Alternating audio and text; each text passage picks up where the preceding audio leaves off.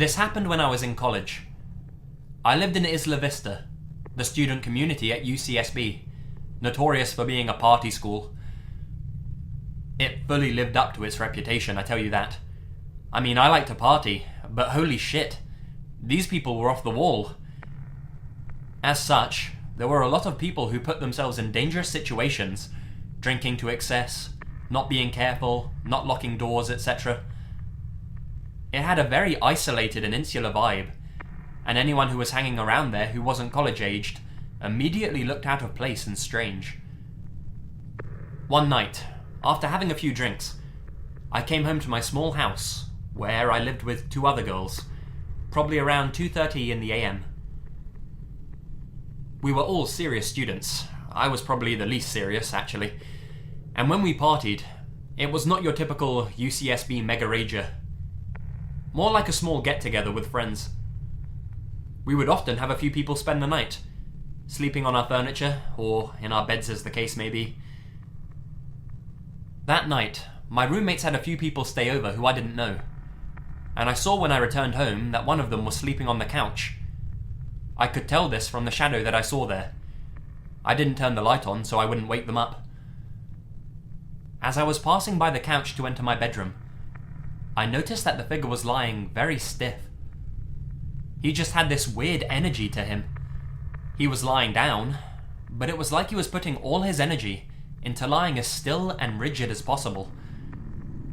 I paused, and the guy quickly jerked his head to face me, without moving any of his limbs. He did this so quickly that it startled me. I could see his wide open eyes glinting in the dark. I figured that I'd startled him, or that he was drunk or maybe on some kind of stimulant. I just hurried past into my bedroom, and I locked the door. I fell asleep, but at around 4:30 AM, I woke up. There was a strange sound at my door, almost like somebody was strumming their fingers against the wood very quietly. I lay still and listened.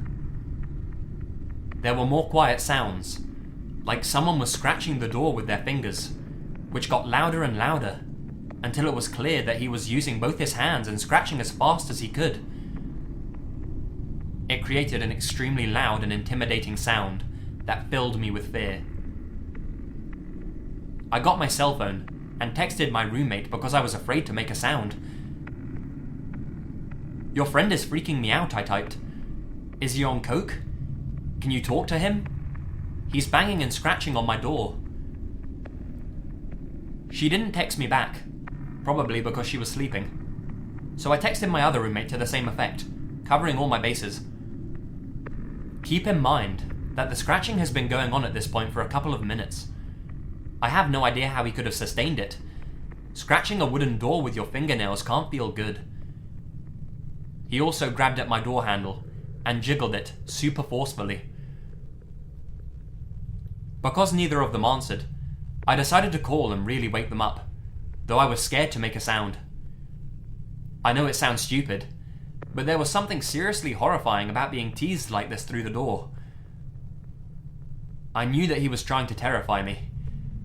I felt like a little kid, but I could tell this guy was fucked up or something, and maybe the police needed to be called, and I wanted to loop my roommates in, since it was one of their friends. The scratching stopped abruptly, and I called my roommate, who answered sleepily. I said, "Your friend is messed up. Can you please deal with this? Do you need me to call the cops? He's seriously scaring me and he was scratching at my door, really fucking weirdly." She didn't say anything for several seconds, and when she did speak, her voice had no sleepiness in it at all. "What friend?" I replied, "That fucking guy that was sleeping on the couch." She was quiet again. "We didn't have any guys over." She then said, "Call the police." My adrenaline surged, and I told her to please lock her bedroom door as quickly as she possibly could. I realized that I hadn't heard the scratching in a while, and I had no clue where the dude had gone. Suddenly, I heard a loud banging in the other end of the house, where my roommates Lauren and Monica shared a room. The bangs were followed by the sound of them screaming in fear. I quickly dialed the police, as this maniac proceeded to bang against the luckily locked bedroom door of my two roommates as they screamed. The heaviness of the blows left no doubt that he was trying to break the door down. I told the 911 operator the situation, and she dispatched 2 squad cars. The police in Isla Vista are generally used to peeling drunks off the sidewalk and breaking up brawling frat bros. But this was really serious and strange, and I think the dispatcher got the sense from the tone of my voice how terrified I was, and she stayed on the phone with me. At one point, the banging stopped, and everything went quiet. I kept talking to the dispatcher, and suddenly looked down to see that this guy had slipped his fingers through the 1-inch gap between my door and the floor, and was just kind of waggling them around, making this weird growling sound.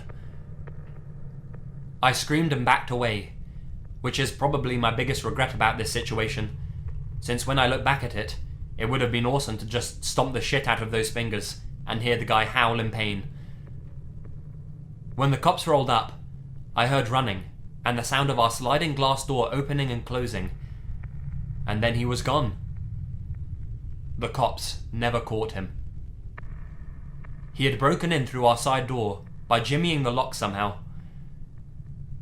My door was covered in what turned out to be huge scratches he'd made using a pair of scissors, which he had discarded on the ground before he left. What terrifies me most about this was that I walked right past him. I looked him right in the face. I realize now that he was not trying to sleep, and he was not on drugs, but he was lying there so stiff because he was hiding. He probably heard me open the door and freaked out because he hadn't realized there was someone else living in the house, and just tried to blend into the couch in the darkness.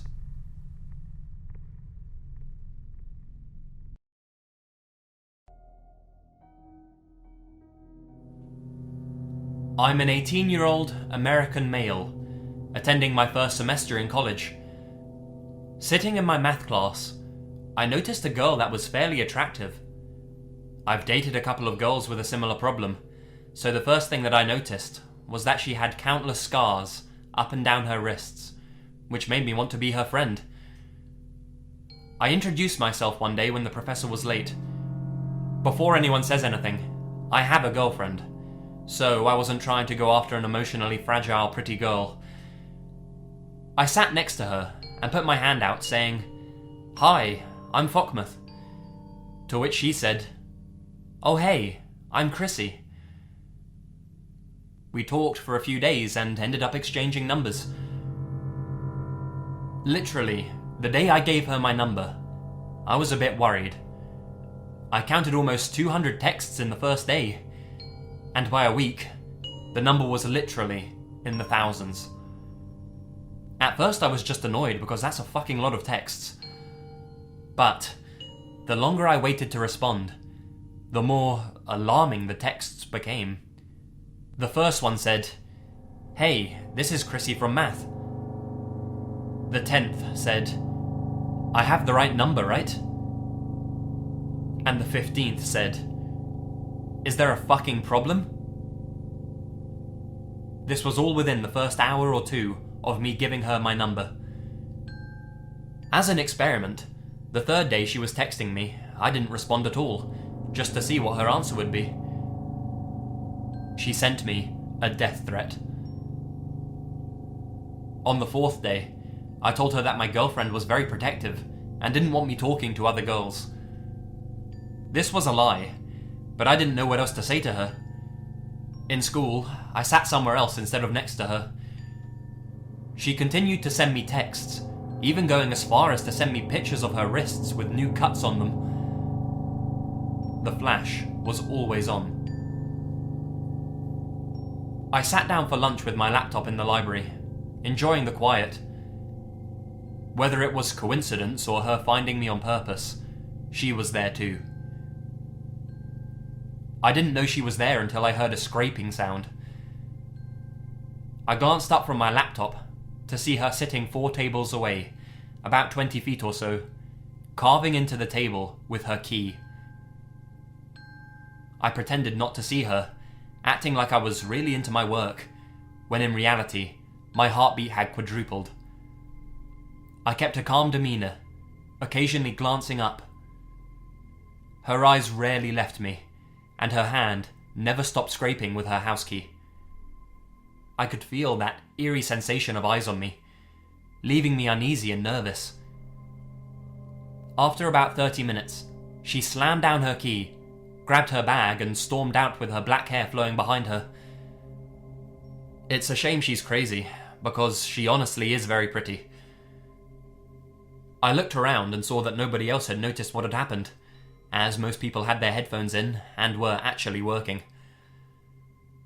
I casually packed up as if I had a class time approaching, putting my laptop and charger in my backpack and checking my watch a few times as if in a hurry. I felt it necessary that I keep up a charade as if I had another class, when my last class had actually ended hours ago. I did this because the feeling of her watching me never really stopped. On my way out, I walked by the desk she was sitting at. In case someone was watching, I picked up the key with the intent to turn it in to the lost and found, which I ended up doing in the end. But my main interest was what she had been carving. It was a very, very rough scratching of my name with a face under it. The eyes were crosses, and a crude knife had been scratched into the face's neck. My number was carved into the table, along with the names that I have on my Snapchat, Instagram, and even the fucking URL for my Facebook. I didn't have her on any of these social medias, so I'm dumbfounded as to how she knew them. The only information missing was my address, thankfully. While I was staring at it, my heartbeat was going crazy. My vision flickered a bit, and I assumed it was because of the shitty fluorescent lighting at the school. I went about my day, kindly turning the key into the library's lost and found, but always feeling uneasy. For the first time in 4 days, I didn't receive a text from her, but my thoughts were premature. Driving home, my phone went off with a text message. I ignored it so that I could check it later, assuming it was probably my girlfriend who got out at this time.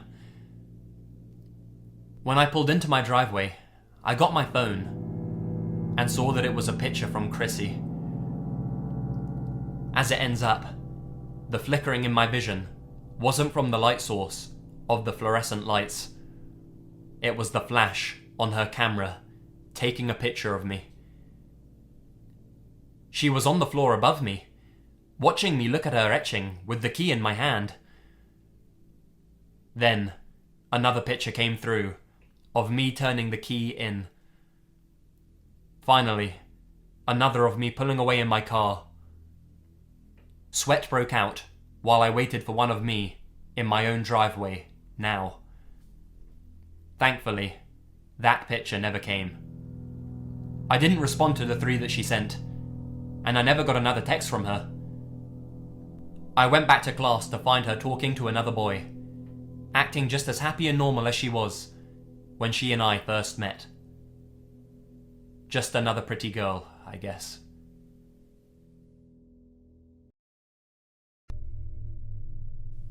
This took place about 10 years ago when I was a freshman in college. I attended college in a rural mountain area in the northeast, a small school tucked away in the rolling hills of the mountains.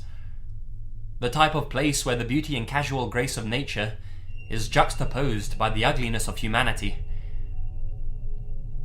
The newspaper was ultra-conservative, and you couldn't venture too far into the woods beyond a few trees without seeing some trace of meth activity.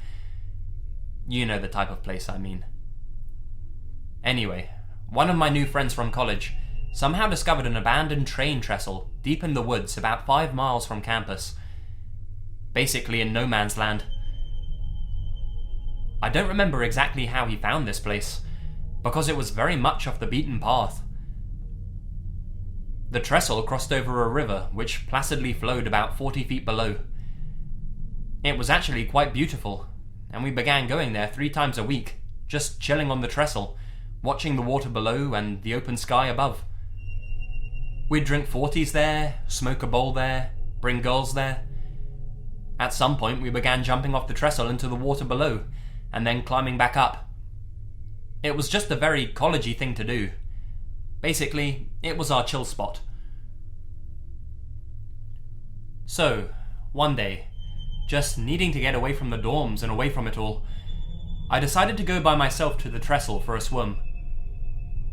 It was around 7 PM, so I still had a good hour or so of dim sunlight, and I brought a flashlight with me for the walk home when it was sure to be dark. I made the trek through the pathways of the woods, as I'd done 100 times before, and I left my towel and flashlight on the trestle, and jumped into the water.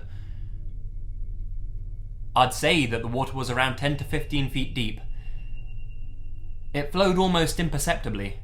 You might as well be swimming in a stagnant pool. However, about 50 yards away from the trestle, the river narrows and the current picks up significantly. Then, about 20 yards after that, there is a maybe 20-foot high waterfall that bubbles and splashes with extreme violence. We used to watch large objects go over and never come up again. So, there I am, dimly bobbing my head in and out of the water, doing underwater flips, etc.